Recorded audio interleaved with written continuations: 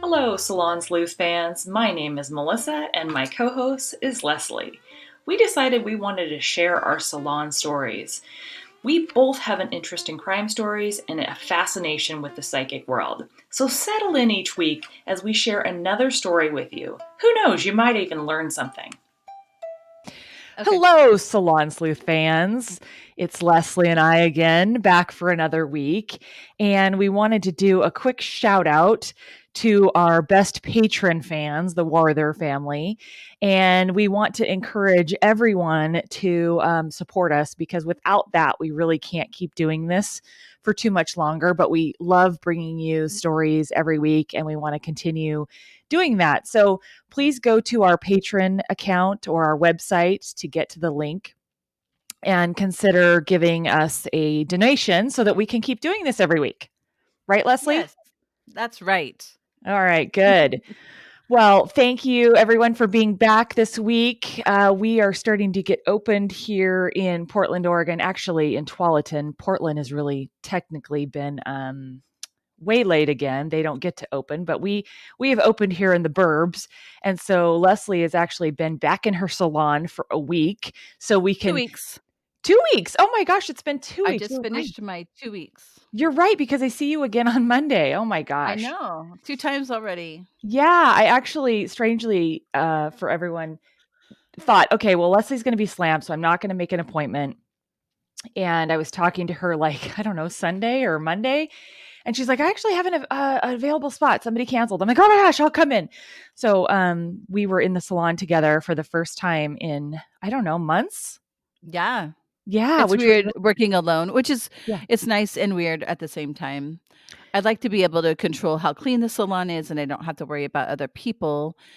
So it is nice, but then I don't have the salon talk that you get when you have multiple people working together. Yeah, yeah. And, that's one of the things that probably has not been very evident as we've been in lockdown COVID. Like, why are we called the salon sleuths? Um, Right. because the conversations that happen in salons is so interesting. I mean, it just runs really the gamut, doesn't it, Leslie?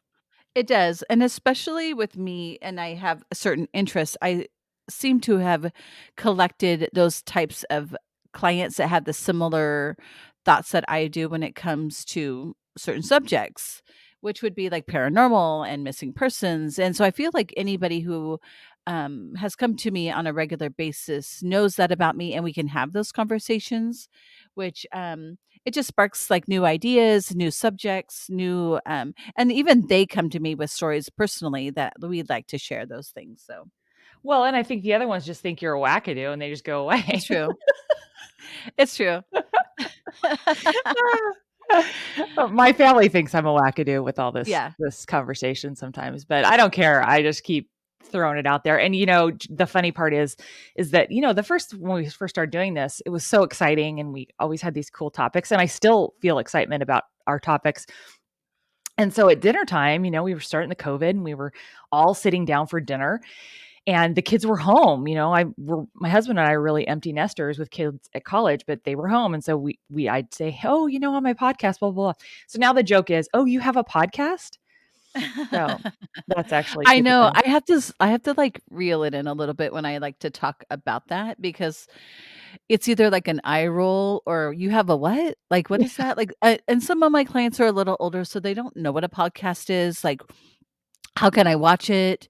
How can I? And Yeah. so you kind of have to explain it and it's just kind of funny. I But have here, one client, she's no kidding in her I think she's I hate to say, I think she's 80. And I've had her for a long time and I think of her as like just like a girlfriend. Like there's no age gap between us and I have asked her and talked to her about the things that I would talk about with like you um because I just don't feel the age difference between us at all. And she sometimes will come to me with problems with her iPhone and I have to kind of help her through it. But apparently I think she found the podcast because she mentioned that she's friends and had seen Suzanne Jacques. Which I oh, think the only way she would have really known that is if she'd either gone to the Facebook page or had gone to that. So to the Right. podcast itself. So I was like, "Oh, so she might have found it." I thought that I Yay. was proud of her. Well, she was in right before my appointment last week. Oh, yeah, maybe. She's really, amazing. She's really fun. I think her birthday is 4th of July. Oh, that's nice. Yeah. Yeah, she's spunky. Yeah. Like, Yeah. you would never know it. Well, like, I just don't even when I talk to her, I don't think of her as being in her 80s. Well, I think that it I don't know if you and I have had this conversation on air, but I, really connect well with people who are authentic, and I Yeah. have found that it does not matter what age you are, because I Yeah. have some older clients as well as younger clients, but I really connect with people that are authentic, and it sounds like you have those conversations with her that are just authentic, that everyone in the human race shares some basic some basic things, wanting to be loved, love, sex, all those fun things that we all have those in common, and if you can authentically talk about them, it's fun. Do you think that people that are fake, do they know that they're fake? I mean, some people probably do, but do you think people have faked it for so long, they really don't know who they are? I don't know Like, the what they answer to that. really enjoy and what they're really passionate about, because everything that is important to them is actually belongs to somebody else. So, do they recognize that, So or is that just who they are? I wouldn't call it fake. I don't Okay. think that they're being fake. I think they're afraid. I think it is fear-based that they can't be themselves or they can't say their true opinions. Yeah. I mean, I've seen that in this political environment where, prior to our current president winning, those people that supported him were really quiet. And then once he, was elected, they were extremely vocal about their support of him. And now, there's this, people call it a country divided. Well, I don't actually think that he's, well, I do think he's made us more divided, but um, I think he's given voice to a lot of people who didn't think they had or could talk about that stuff. So I think that's really similar um, with people that can't be authentic. They're afraid to speak their minds, and for whatever reason, I Yeah. don't know. Yeah. Yeah, and you and I we're just sort of out there. We're like, yeah, like us or not, Yeah. we're crazy. We know it, and we're gonna let you know about it. I think we're crazy, not like in a scary, like, kill, kill way, right? But we're like, No, no. we're just, we like to have our own opinions and we share them. I mean, because Brandy calls me crazy, and I'm like, "What does she mean by" but she's like, "A good crazy." And I'm like, "I hope you mean that." You know Like, what? I actually think that it is a good crazy, and crazy is the wrong word. We like to learn about things we don't understand, and we like to be open-minded about things, and we like to explore them. which, by the way, if you would like to be on our Suzanne Jockus, and if you don't know who she is a local psychic who will take calls the first Monday of the month at 1 o'clock. We record the first Monday of the month at 1 o'clock. It will be on the following Tuesday episode. But she will take up to 7 callers. You can ask 1 to 2 very specific questions. And in order to get on that list, you need to go to our website, and there is a link to be added to it's a link to Sign Up Genius. And then there's spots on there. So please sign up now if you want to be on one of our episodes. That Yes. would be very helpful. I have some stories for you. Tell me. Okay. Have you heard, and I think we might have mentioned this, so I think we've talked about it, the bridge where dogs just randomly jump off to their death or to their extreme injury? Well, we mentioned it. I've heard about it, but I have not researched any of it. So I'm really curious what you're going to say. Okay, so I had never heard of this, but again, one of those nightly dinners where, oh, you have a podcast to my family. My son says, well, have you done a show on this bridge where dogs just, actually, he said deer. That was the funny part. Deer just jump off this bridge Yeah, and where die. is this bridge, Melissa? Okay, So we'll talk about the deer thing Yeah, a little okay. bit, because the deer thing seems to be like all over the place and all sorts of bridges, because deer just like leap over things. And when cars come, deer in the headlights, they just leap. So that's like completely different. This dog bridge is totally different. Okay. Overton, Scotland. There is a bridge, and it is a like not concrete, it's stone, right? It's a very old bridge. You know Over what it reminds me of, that picture? It reminds me of the Suicide Bridge here in Portland. Yeah, a little bit. Yeah. Like, it's all like, the rails are all it's all cement. Yes. It and it, Yes. it probably is. Little archways in between the little pillars and stuff. Yes. Yes, very elaborate, and definitely what you think of in Europe. This is obviously Scotland, but yeah, very, very pulpits kind of thing. Anyways, right next to the bridge is also a castle. And the story is told that Lady Overton lived in this castle. And so the house really looks out on to this bridge. And over the past 70 years, okay, 70 years, 600 dogs have leapt off this bridge. Whoa. Yeah. 50 of those dogs have died. Okay. Not So all there's of them. So how high is this bridge? it's about 70 feet, as I recall. And some dogs haven't lived Yes. Yes. They've after been jumping injured. 70 feet? They've Are they been injured. flying off the bridge? No, they just jump off the bridge. What's below the bridge? Trees? Okay, so below the bridge is like a little stream. It's not like a river. To me, I would consider it a little stream. But there's also like brush, and because it's not very big, but the bridge is wider than the little river that kind of goes through it. And I wouldn't even call it consider it a river. It's more like a stream. So let's just call it a stream, a little stream. But then there's, like shrubbery and bushes along the side, and even like it looks like a pathway. I saw Like, lots of different. how are these dogs surviving? Are their legs all broken? Yeah, yeah, they're Okay. pretty injured. They're not walking away. No, Because I don't even know if you could jump off a bridge if there was a full river underneath and still survive. Could you if it was 70 feet as I a don't. person? That's a good question. I Okay. don't know this. I don't know, but so people have been very concerned. Obviously, why are these dogs just leaping off bridges? They don't leap off bridges elsewhere, right? Yeah, it's So really weird. there's so I started looking at it, and Paul Owens wrote a book about this Victorian bridge. And I watched a YouTube video from Vice, and they gave all these different reasons why potentially these dogs are jumping off this bridge.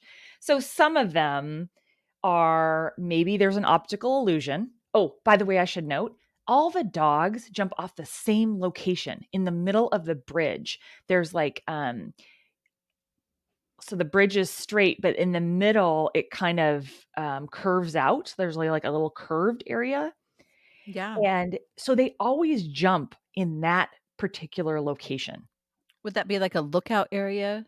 Yeah, kind of a little lookout, Okay. like a little niche on each side, so you can look out, and it's in the middle, so you can look out both sides and everything. They always jump off that portion. So some people were saying, okay, maybe there's an optical illusion that they think there's Mhm. ground on the other side, which I have a hard time believing that. But they did hook up a dog with a GoPro to see like what perspective the dog could see. They even brought a Yeah. psychic in, which you and I will appreciate. Mhm. The second idea that they threw out was, and that a lot of people talk about, is the ghost of Lady Overton. Okay, so I told you about her castle, Yeah. looks over the bridge. People say that she basically seduces these dogs into jumping over. So they get over there, and she's like talking to them, telling them they need to jump. Uh, or that they're in a trance. And they also talk about her castle being haunted. And they did a story separately that I saw where they interviewed the people that live there, and they're actually Americans, which is kind of weird.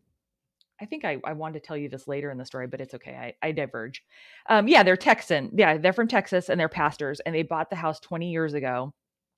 And when the person says, have you seen angels here? They're like, or no, is the house haunted? And they're like, no, it's not haunted.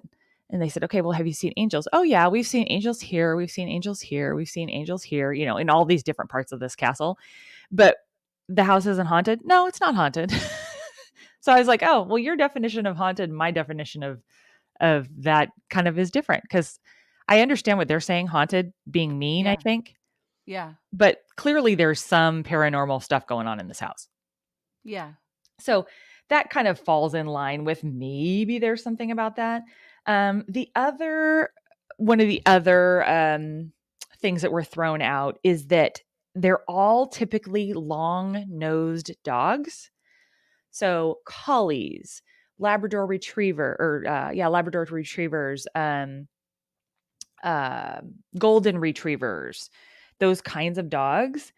And so one of the things was, well, maybe there's a certain smell of mice or minks, which I did not know what a minx was, down below that they smell. And so they decide to jump over it, not really realizing there's a drop, which I still don't buy that. But I watched another video, of course, where there's actually a documentary. That was what it was. It was a documentary on the Science Channel where they actually put out different smells for dogs. And dogs overwhelmingly went to the minx smell. But in my mind, there's a big difference between them like letting them out to smell 3 different smells and them jumping over a bridge. Yeah. Like, I don't see how that proved anything other than, yeah, they like the smell of other animals and they're going to go check it out, but it doesn't mean they jump off a bridge for it. I can't even get my dog to jump in the car. Thank you.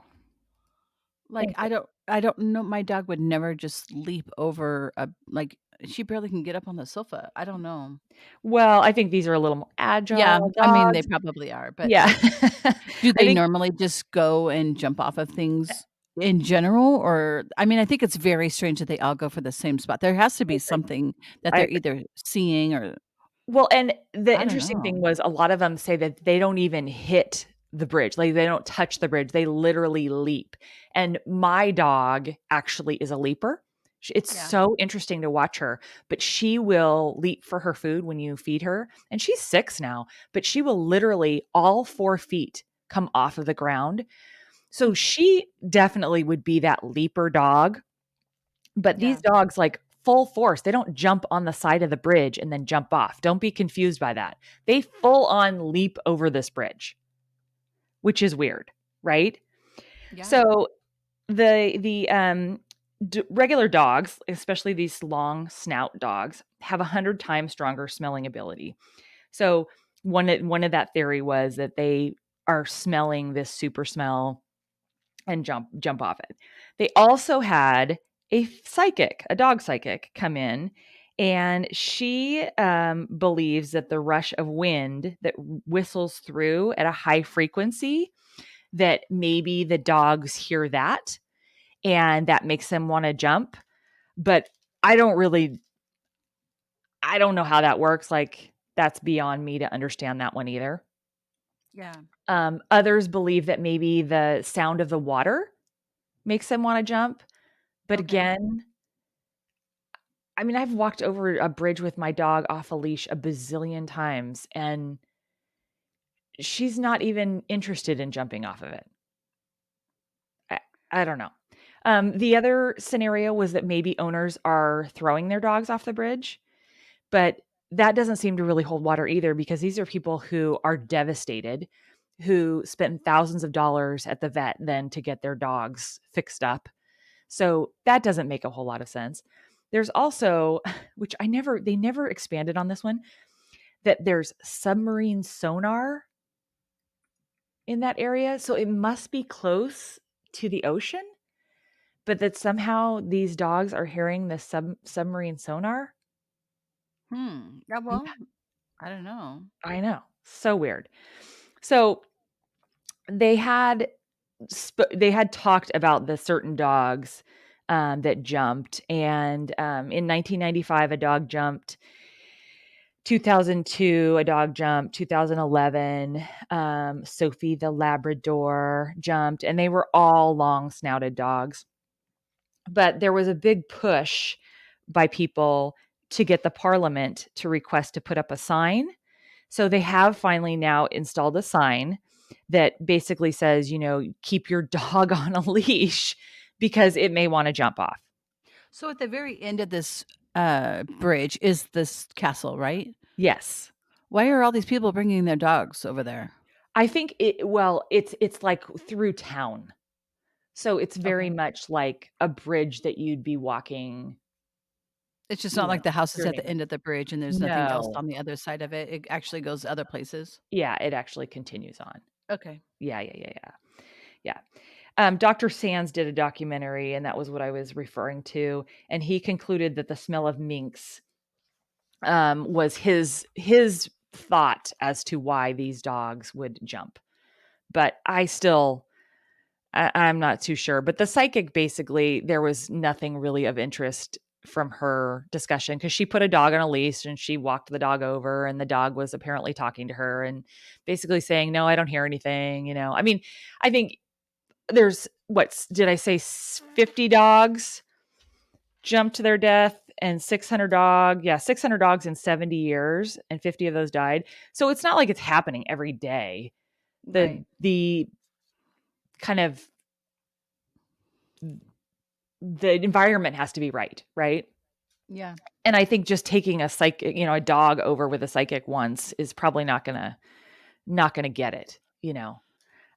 So anyways, I thought that was totally interesting. But talking It's about very strange. the Yes. deer, I did then kind of get down the rabbit hole of looking at this deer thing. And that just seems like, okay, that happens all over the place. And you know how deer leap? It's that Yeah. same thing where they get scared by the oncoming traffic and the bright lights. And so they just leap, and they don't necessarily ever look to see what's over there. That's not in their behavior. Their behavior is just to leap over something. And they then fall to their death because they don't really realize what a bridge is.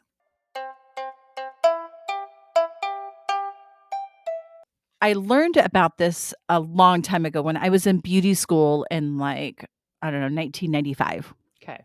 There was a girl that I went to beauty school with, and she worked at Red Lobster. And she had told me about this story. And I thought, oh, it's kind of weird. Of course, I love that kind of stuff. But we didn't have the internet like we do now to really research that stuff. And, at that time, I was just in beauty school. So I didn't really think of it. But then for some reason, I thought about this more recently, thinking about local stories. And so I did a little digging. And according to the realcult.com website, I got most of my information from that website, along with various other ones from the Washington Post, from Pamphlet Media, for morelaw.com. I'm just telling you for all my resources right now. Yeah. And there's even an episode on Dateline. And let's see. All right. That is where I got most of my information. So basically, there was a girl, but her name is Linda Stengel. And she was a hostess at Red Lobster right by Washington Square. She was dating David Wahl, who was a waiter at Red Lobster at Washington Square. And they met in the fall of 1994. And my friend also was a waitress at the Red Lobster during that time and knew both of them. And I think, like, when I worked at Winkers, a lot of people after their shift would go and drink after work and party until the bars closed. I didn't do that because I'm not a drinker, but I knew a lot of people who had done that. So I think after their shift, then their shifts don't get over. They get over at like 11 because it's a restaurant, or 12 maybe at the latest, where bars are still open till like 2 or 3. So I think it was common for them to go party all night long. And they're like young. I think she was 21 and I think he was 27. Well, there's two different pages. One says she's 21, another one says she's 23. So let's just say she's 23. He was 27, a little bit older, but I think they drank a lot. And I think in that they also fought a lot. but they lived with his parents in their house. And it sounded like they lived at their house. And at one point, maybe they moved to a new house where there was like a cottage next to the house, but that nonetheless, they lived on the parents' property. And so after one night of drinking after work, it sounded like they were out all night. And in the middle of the night, they're like, let's go to the beach. And so they get into his van and they drive to the beach, which I'm sure he was drinking and probably shouldn't have been driving. I don't know those answers, but when they get to the beach, they go to, and it sounds like this is early morning now. They went to, I think, Seaside and like hung out, played around. Then they ended up going to Ecola. Is Yeah. that how you say which is near State Cannon park? Beach? Yeah. Yes. And apparently, she didn't wanna get out, she doesn't like heights. This is, like, November, it is cold.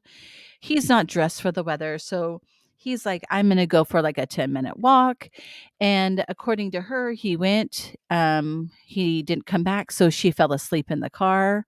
When she woke up, she's mad because some time has passed, she's cold, she doesn't know where he is, he left the keys in the van, so she decides to drive home and just leaves him. What? Apparently, they drank a lot and they thought a lot, and she figured, "Oh, once I get home, maybe he'll leave me a message and he'll be mad at me."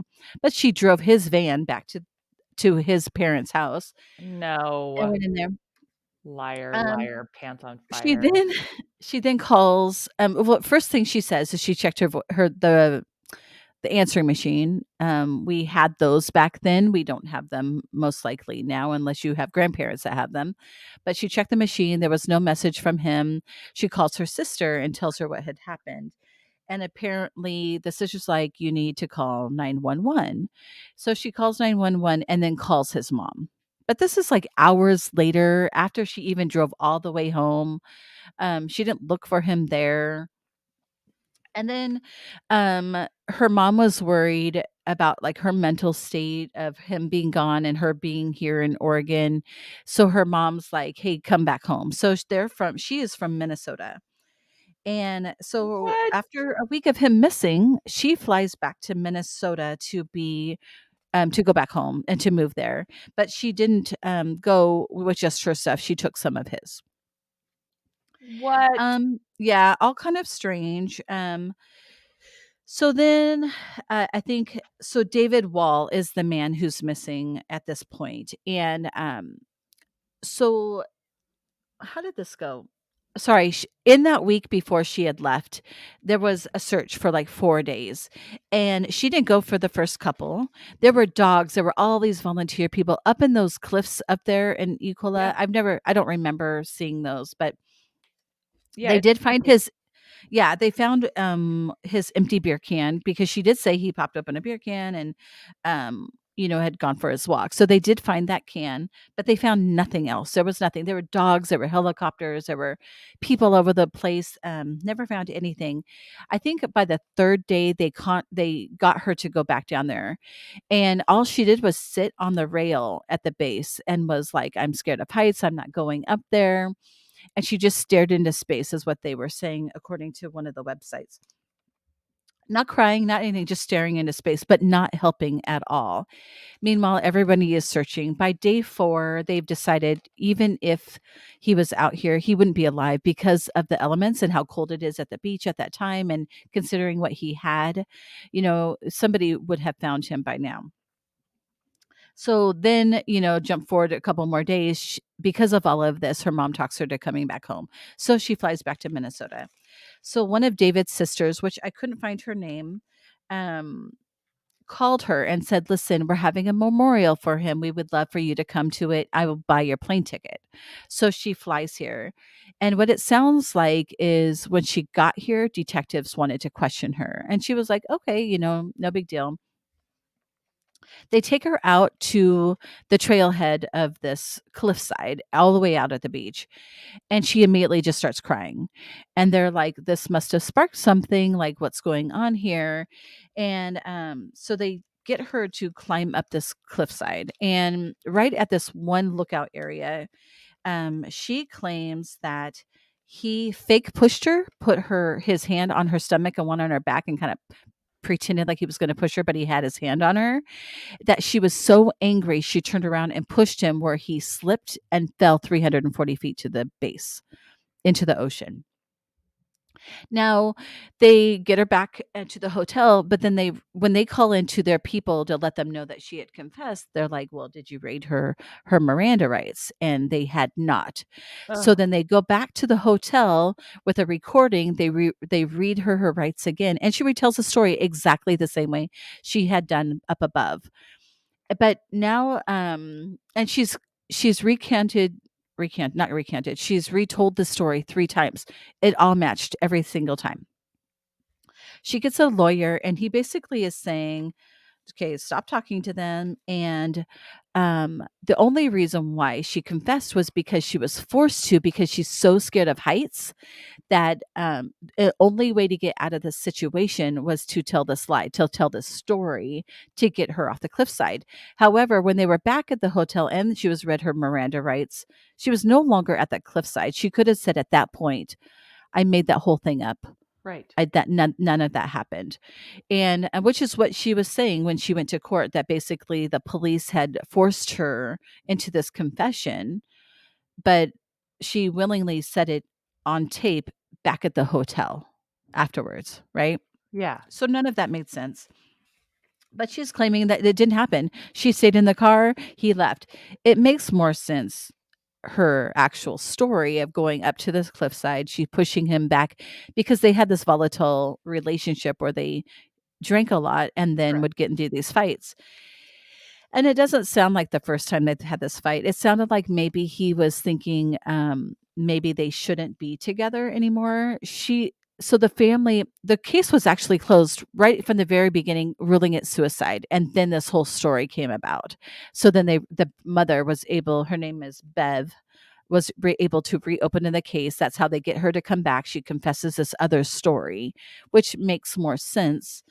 Um, which is just super tragic, because she almost got away with it, and if had she just kept to that story, none of this would have happened. She only spent 6 years in prison for this What? crime. She got, I think, manslaughter too for it. It was an accident, supposedly. Uh, and I believe it probably was out of being mad. She pushes him back, not realizing she's going to push him all the way down. But she got 6 years and 3 months. She also had 9 major violations while in prison, for several for intimate contact. Um, Ooh, and she got, she was what is it called? Gay for this day? she was, I don't know what she was doing, but it sounded like, well, and then you kind of go back to some of these old posts, and people had put on different forums that she was kind of crazy. She's 23. I probably would have been put into that category as well. Just drinking a lot and partying a lot and kind of out there. And I Aggressive. think that, yeah, and then you get um drunk and you go out to the beach, and then you go up to this heights and you're not really comfortable anyway, and he pushes you, and you turn around and you push him off this cliff. Well, so what had happened was, they still didn't know where he was. About 6 months later, a headless body washes ashore in Washington, but they didn't know who he was. There was no tattoos, there were no nothing. And because the body had been in water, they had to take the skin off the hand in order to get a partial um, print. And then eventually, partial jawbone had washed up also on that same shore. And they were able to identify him through the partial fingerprint and through the dental records of that jawbone. So they were able to actually identify David like 6 months after this whole thing, being that he was pushed into the water and it took that long for him to get to where he was. So they did eventually find him. He was, I think, buried up in Washington in an unmarked grave for a while, but then he was able to be given a name later. Oh my god. And but it was weird because I knew the girl who knew these people, and I did contact Wait, her you through knew Facebook. the man, the boy, the guy, and the girlfriend? No, I knew a girl that worked with both of them. Oh, okay. And I remember her telling me the story. And, I graduated in 95. I think that it was December 31st, 1995, right? Going into 1996. And all of this happened right around that same time so this happened in December 1995. I actually vaguely remember all this. Yeah, and I remember her saying that, he had gone missing, they were fighting. So, but I just remember the story and I remember the Red Lobster. I knew that she worked with them. But then when I found her on Facebook, she's like, it happened so long ago. And she says, I have such a bad memory. I wouldn't know anything. And I just said, well, I just wanted to kind of know who these people were. Like, I Yeah. wanted to know who David was. And I wanted to know who this Linda girl was before all of this had happened. She was an ex cheerleader. She was extremely popular from her hometown. Where was she She just from? sounded well. I know that she moved back to She was from it's Minnesota. She wasn't yeah, from here. Okay. no, yeah, Was she he was from here? from yeah, he's from Tualatin. Really? Wow. What Yeah, was his name again? his name is David Wahl. Sorry, David, and then Wahl. But I mean, she did confess, but then she recanted. What do you think? I mean, did she do it? Like, okay, let's just say she didn't confess. Is it possible that they have this volatile? Oh, and I do have to mention, she grew up in a home where the father would leave for hours, maybe a day or two, and just disappear. So could she have been like, well, F him, he took off, I'm going to just leave? Would you leave somebody 2 hours away? Well, that's the thing. In No. their own car? They have That they have that no that money. His wallet was in the car, like no, that's the thing. I think, either she did it on accident. I'm not saying she didn't do it on accident, but I would say either she did it on purpose and freaked out, or it was an accident and she freaked out and just went home. But there's no way she wasn't involved in the pushing, because obviously she admitted it twice too, or at least twice. Um, but that whole story, you don't leave somebody that far away. That I mean, and by the way, just for our listeners, from the beach to Portland or from to Beaverton even, this isn't like 2 hours of heavy populated area. This is like there's a mountain range between these two things. So this yeah. isn't, oh, he can find his way home easily. This is Well, I do have a friend who just recently helped another friend move from California, and they were probably 3 hours away. And he was getting super angry in the car.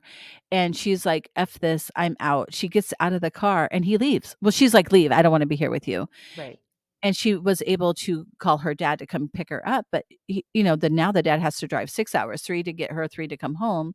right. But he wasn't missing. She wasn't missing. Like, we still know who Yeah. these players are. But I know people do get angry and they leave, they get out of cars, especially when I know this just happened a few months ago. Yeah, So that is just it, but would you leave in their own car? Like, let's just say she left him there and she took his car. That would be weird. She knew he wasn't dressed for that, yeah. the weather. The She whole has all thing. his stuff. He doesn't even have his wallet. She's got his wallet. So how is Okay. he going to even do anything? So I have never done anything that horrible, but I will tell you, when you do things that, you go, "Oh my gosh, did that. It was a total accident, whatever." You do not leave and then move back to Michigan, and like, no, that You is do just, to get away from that stuff. yeah, if you did something horribly wrong, no, that is just way too suspicious. Her actions afterwards were not at all okay. There's so many people out there who believe that, she wasn't involved, and, What? she claims that that fake push happened earlier on, like, at the beach. So, like, let's just say you're at Seaside and you fake push. It's not Yeah, even scary because you're not anywhere where it would be scary, right, right? You're just on the beach. So, it makes more sense to me that he did fake push her. She turns around angry, pushes him, and he loses his footing, which is kind of what I her story said. And the 3 times that you say the same story and it doesn't change, yeah. then you have to think, "Okay, maybe that I did think really that, happen." if I'm giving her the benefit of the doubt, she Yeah, accidentally pushed him off, or he lost his footing or whatever, and tripped more than she thought he was going to. Like, I totally can buy that, yeah. but the fact that if she tries to recant that in any way, she definitely did it, whether accident or not. And her Yeah. actions afterwards tell me that she wasn't willing to face up to it and go, yeah, I mean, I would have had I seen him fall, there's no one around. Yes, I can see getting in the car and driving down to town and getting help, right? Right.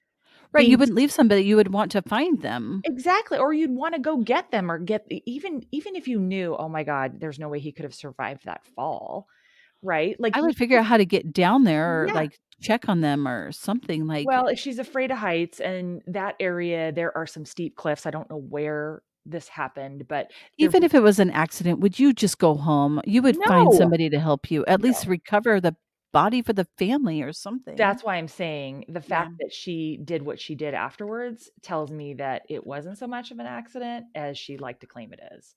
They did end up finding a guy named Richard Offshay. He was an expert in mind control and was the best witness for this case because he was claiming that he knew, because of the mind control, that he claims that police are so tricky that they can routinely coerce people to give them voluntary, like false confessions, basically. Okay, I do He was agree with paid that. $5,000 a day to testify, and he was there for quite a while. At least, it said the 14th through the 17th, so he made a good $15,000. But he is not a psychologist. He doesn't even study psychology or have any training whatsoever in that. He just happens to be somebody who has trained under a person who is in that. But okay, so I get that. I get I people do. do that to get out of that situation. Yeah. But for her to be now back at the hotel, not even on the cliffside, and to recant that same story, that's when I Well, don't buy it. so Because I once you're don't back in the hotel, would you be like, "I just said that to get me off that cliff?" well, okay, so did you watch Making of a Murderer? Some of it. Okay. Yeah, that was but he was special needs, wasn't he? Yeah, but it happens to a lot of people. There's a lot of evidence that says that even even people of full mental capacity can be coerced into false confessions. It happens all the time. So like this is a highly accepted at least in my opinion from what I've seen scenario that can happen. The thing is with her story that just doesn't hold water for me is her actions afterwards. If she had done all the right things or all the things that a normal person would do going, "Oh my gosh, oh shit, this has just happened." She wouldn't have got in the car, driven 2 hours. What else? You said something she took his stuff as well as her stuff and moved back to her hometown in Michigan. Like, But you in would between, she also went back to the scene and then started crying when she was with the investigators, but not when she was with the family. yeah, no, you wouldn't. No. I don't buy any of that. The But what kind of person could do that? Well, I think I could see her doing it on accident. I think that I've seen enough relationships. Even I've if it never was an accident, could you what kind of state of mind would you be in, even if it was an accident, to get in their car, drive home, not call 911 right away, you check the voicemail. So this is the other thing, yeah. and she's never changed the story. As soon as she got home, she checked the voicemail. Like, even when she said he had been in this accident, she came home and checked the voicemail. Like, listen, like, had he survived from it? Is she looking for that? Like, that was one thing that was always like, well, that's weird. Why did she do that in either one of the stories, whether it was an accident or that never really happened? She checked the Right. voicemail. Like, why would, or do you just check the voicemail a minute when you walk in the I door think you just naturally check anyway? yeah, I think you just check your voicemail. I mean, if that blinking light was on, we always checked it. We didn't walk Yeah. past it because remember, it was right by, there was like always a prominent phone area, right? And Yeah. you always just that's the first thing you did was check your messages. And there was talk about like him maybe separating and not because the relationship wasn't working, that she would Right. be going back home anyway. Was she mad that he didn't want to be with her anymore? But then there was one of the websites said that she was the one that wanted to not be together anymore and she wanted to go back home. So we don't have his side of the story to know who. It didn't matter at this point, but But why would you call your sister first? Then you call 911 and then you call the mother. Yeah. What did the sister say? She said you need to call 911 is what it sounded like. What did the family say about her relationship with him? They could hear them fighting, and they just knew that they were heavy partying Yeah. and just having like a good time. They were in their 20s, just living the life. You're servers, you make enough money, you drink the next day. You're not making enough to move out on your own. You live with your Yeah. girlfriend at your parents' house, and I think they were just having fun.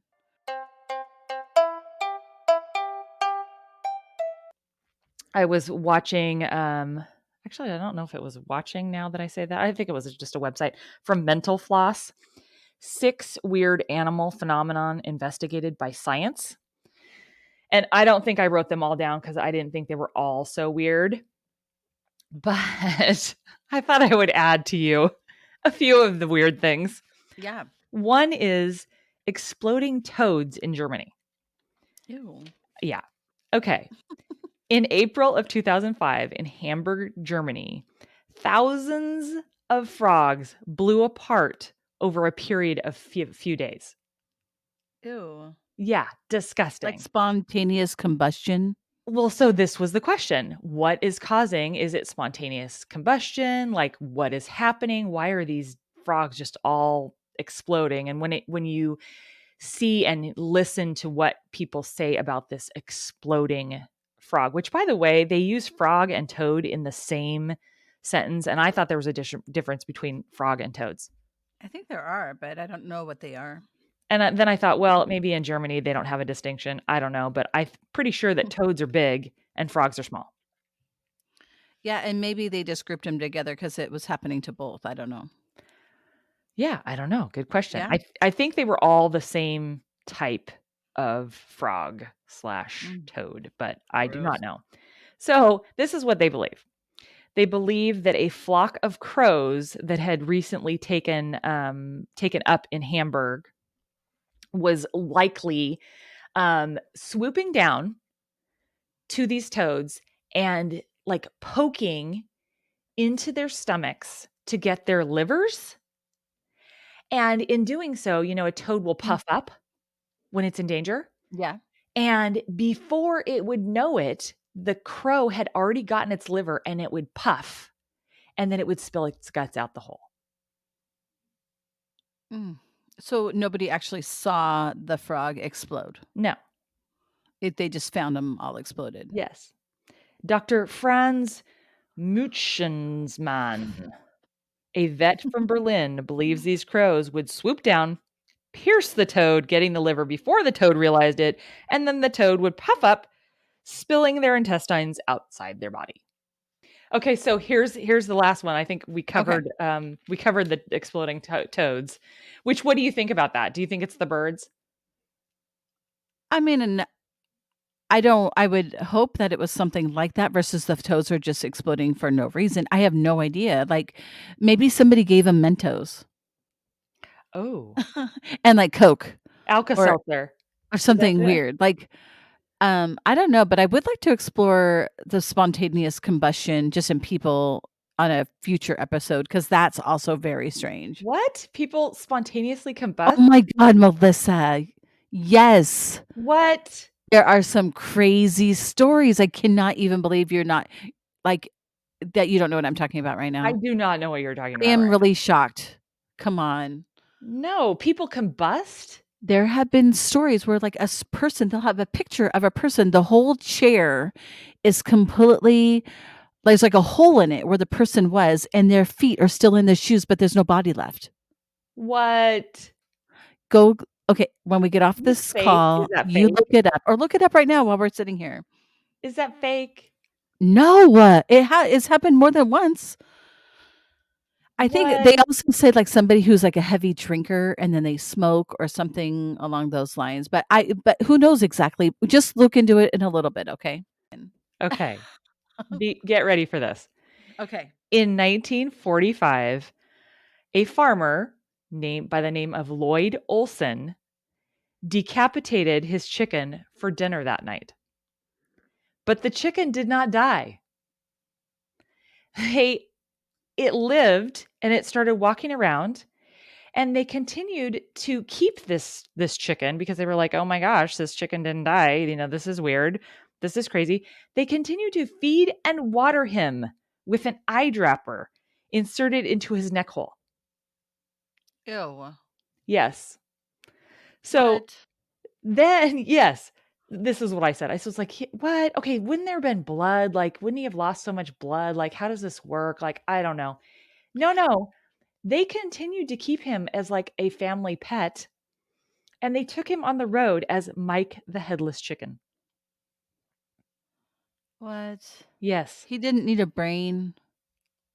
apparently not. I do not know this. I mean, did he sleep? Like, how did he know? Okay, so here's the deal. How did he not bleed to death? Like, there was just like a Thank you. hole in the top of his neck? Yeah, or did it just heal? Like, I How don't. long did he live for? Okay, so they didn't actually say how long he lived for, but they did take him on the road as the headless chicken. And they let a scientist from University of Utah, like take a look at him, and he found that the farmer had missed the brain stem, which Hmm. still doesn't make any sense to me because, okay, does the chicken not have a brain in its head? The brain stem is his head. Like, I'm a little confused, but Like, doesn't the brain, like, send all, like, the different signals to the different through parts of the body to work? Yeah, through the brainstem. So your brain, and then it's connected to the brainstem, Yeah. and then it goes to the body, right? Well, apparently Well, I he'd know that missed. they say chickens are really stupid, but really? Yeah, well, Okay, they're let me just smart tell enough. you, we were watching, like, The Worst Cooks in America, Uh-huh. that competition show, Mhm. and they had to, like, chop up, like, walnuts or something, I don't remember what it was, but the guy had a hammer, and he calls it a chicken killer. Oh, Like, instead of saying, "Oh, it's a hammer," or whatever a mallet that you yeah, would use in the kitchen, he's like, "Oh, I know what this is, it's a chicken killer." We were both like, "Gross." whatever. Okay, that's really weird. So an eyedropper down the chicken hole. Yes. Okay, now here's the thing.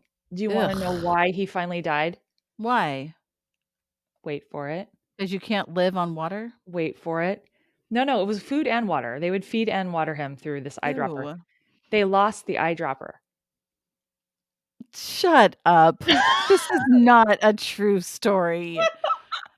You can't you're kidding me, right? This is a bad joke? I'm not kidding you. I full on You can't go read buy another eyedropper or a spoon or Thank you. something? Thank you. Thank That you. is so dumb. Is that true? I do not know. I swear to you. Okay, this is one of those things where our listeners need to get involved because What? I swear to Chickens you. don't live that long anyway, but I mean, here's the thing. really? Here's the thing. Anyway, I don't know if have you Wouldn't actually you just put watched. the eyedropper in the top of the hole so it's always there? Did you just say store the eyedropper in the hole? Right, just, like, keep it as a cap on the top of the neck? That is so gross. But my whole thing was, first of all, when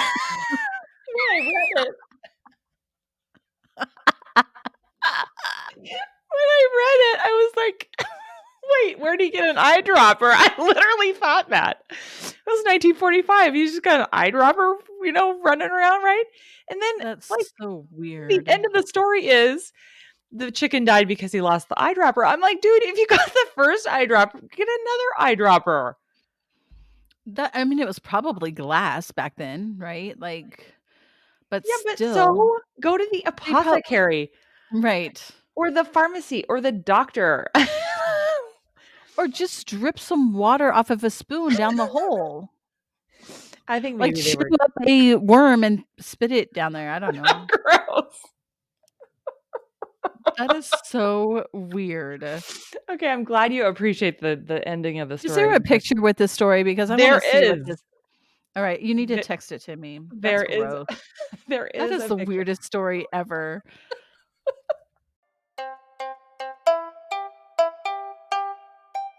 I want to share with you one of my go-to pieces of clothing during this stay-at-home order. I have literally been living 24/7 in shorts or leggings, and of course, my favorite sports bra. I've been wearing this sports bra since it was created, but I wanted to share with our listeners and give you a discount code. I'm so excited. I only wear Handful bras, and that's handful.com, because they are so comfortable and easy to wear. They also flatter, not flatten, if you know what I mean. They come in adorable colors and patterns, so you can wear them with anything. Through the summer, I'm always in a Handful. My new favorite design of theirs is the double down bra. But I have all the styles and the leggings, and I love their leggings. They're wonderful. So I wanted to share with you, go to handful.com and use the code Salon Sleuths. It's spelled SALONSLEUTHS.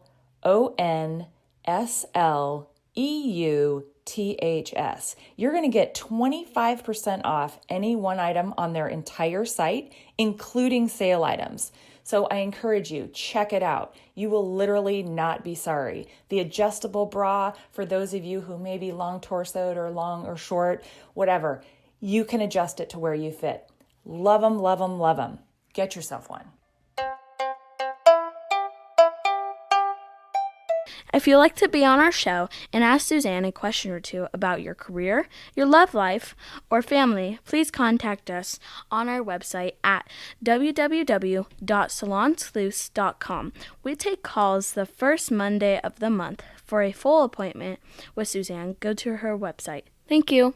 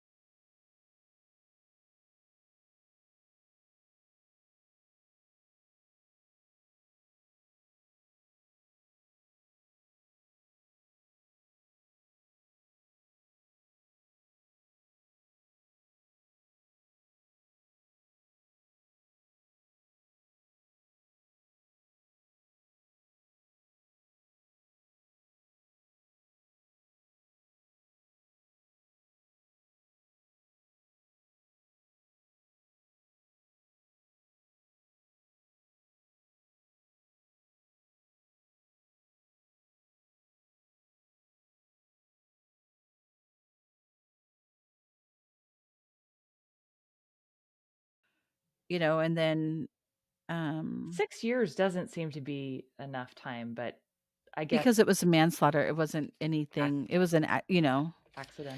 Okay. no, and she got out a long time ago, 2000 and something, um, Maybe we need 96. to get an interview with her. Yeah, I mean, maybe I know that well, according to this, in 2018, she owned Herbert's and Gerbert's sub shop. Huh. Um, Never heard so of she that. owns like a little sandwich place. It sounds like something on that side of the United States, because you can. When I went to that website, you can buy a franchise. Oh, okay. So it's definitely like a franchise burger or sandwich making place. She bought into it or something.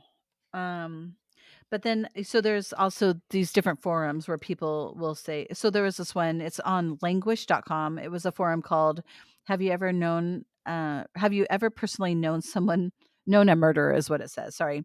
Have you ever personally known a murderer? And somebody by the name of SBR said, I worked and partied with her a couple of years before this had happened. And she was crazy as F. Oh, When I knew her too, like is what it said, like because it told they copied and pasted the whole a news article of what had happened, and that's when he wrote, and I knew her too. So he had partied with her and mentioned that she was kind of crazy, and I did hear that she was just like, you know, drinking and partying is what it yeah. sounds like. Huh. A lot. I did text you a picture of him so you can Okay. see what he looked like. But I wasn't able to find it, but I'm going to keep looking. There is an episode on NBC Dateline, The Dangerous Liaison, and they have two different stories on each episode. But to find hers, it's on the murder of a Texan minister's wife.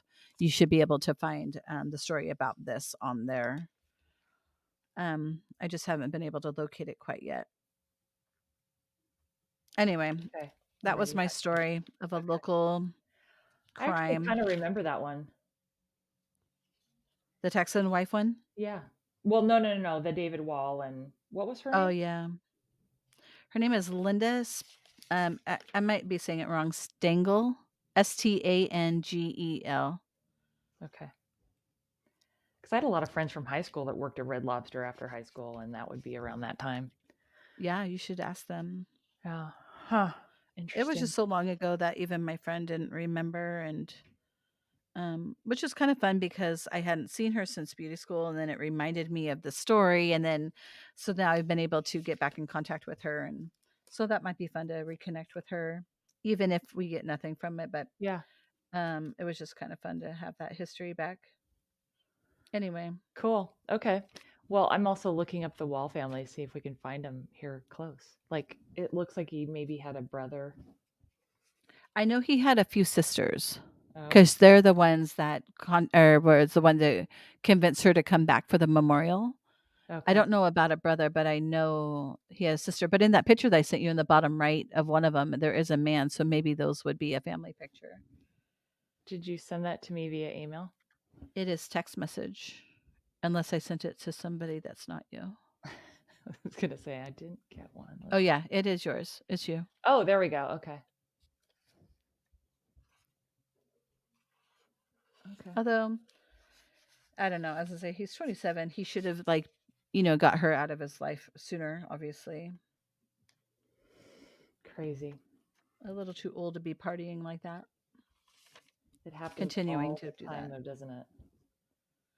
Yeah, so the mom was Bev, and that's the one I texted or messaged somebody on Facebook with that name, and she's from Washington. So I was like, well, at least it's close enough that that could be her. Yeah. And being that her son's body's up there, maybe she moved to Washington from over this area, from Tualatin.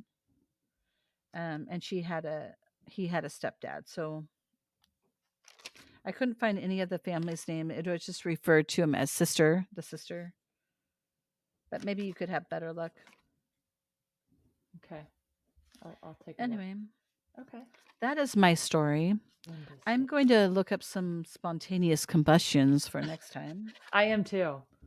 And then if any of our listeners have a subject or a specific story that they would like us to share, please email us, let us know. Yes. Contact us through our website, however, Facebook, Twitter, Instagram, And any of those. how are we doing on our appointments for Suzanne Jockus next month? Well, I could look into that really quick if you'd like. I know that we've had at least one, but a lot of times in the past, people sign up at the very end. Okay. I'm sorry, very close to when the when the episode airs. So I think it's important that if you are interested, you sign up now because you'll be put on the wait list otherwise. Yes. Yes. 'Cause last Um, month we had like 5 on the wait list. And we ended up yes, having and people back we out. could have used them Yes. because of people bailing out at the last minute. So Yeah. it would be nice. I don't even know how to find my old. How do I do this? Publish groups. Okay, I want to have a discussion with you off the air too. Okay, I have one sign up, so I'm going to turn it off so we can talk.